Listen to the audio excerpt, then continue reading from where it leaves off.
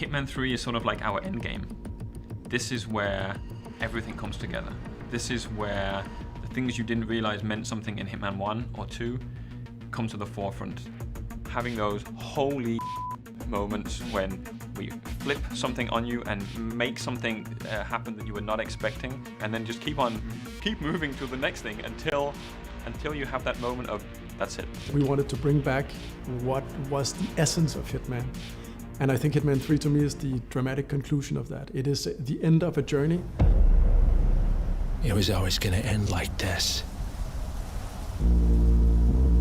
All your hard work, all your sacrifice, only sped up the process.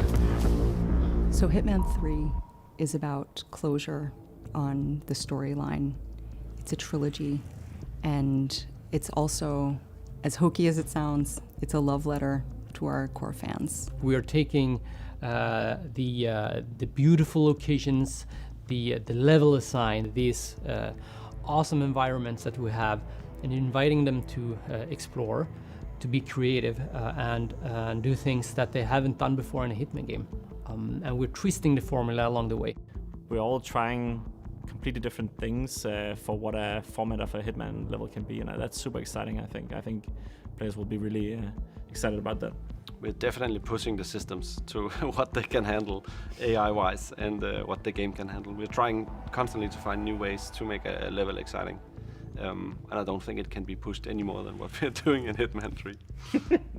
One of the other things we're doing in Hitman 3 is we're enabling a progression carryover from Hitman 2, which means that weapons and unlocks and mastery, a lot of the progression comes in with you, so that you start off knowing that the things that you've done in the previous game, they made a difference, they still matter. You come into Hitman 3 with a lot of tools for you to use, and this is something that players have been asking for. You will see elements of that in Hitman 3. Things that fans want, things that fans have been talking about since Hitman 1, you will see in Hitman 3. I think what our players will like the most is going into this game not knowing what to expect, and then really seeing how the game takes them on a dark journey that is both intimate and emotional, and with some hope sprinkled in.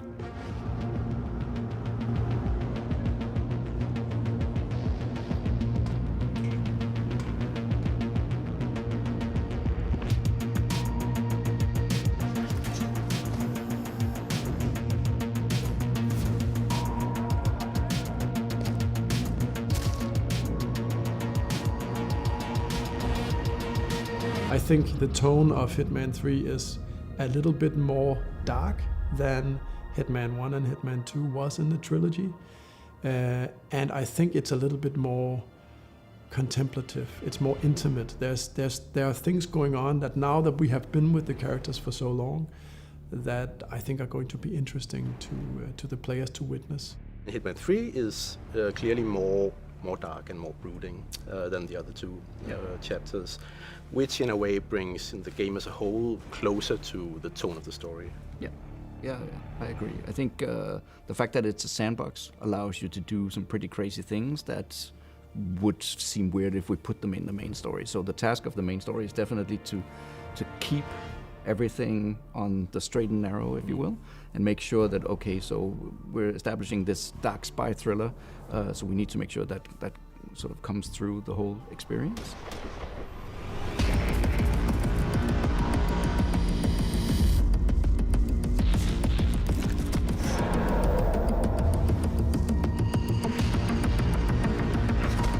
We are now independent, and Hitman 3 is a game that we completely publish ourselves, and that's pretty exciting to do that as a first. The self-publishing for us on Hitman 3 is the pinnacle of the relationship, unhinged, unfiltered, unplugged with our beloved franchise and our community and our beloved gamers on Hitman, is to have that connection as close as we can.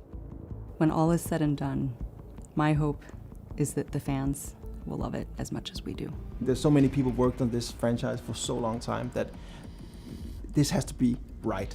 So as I see it and what I've seen so far, I don't think it's not only going to be the best game of the trilogy, I think it's going to be the best Hitman game.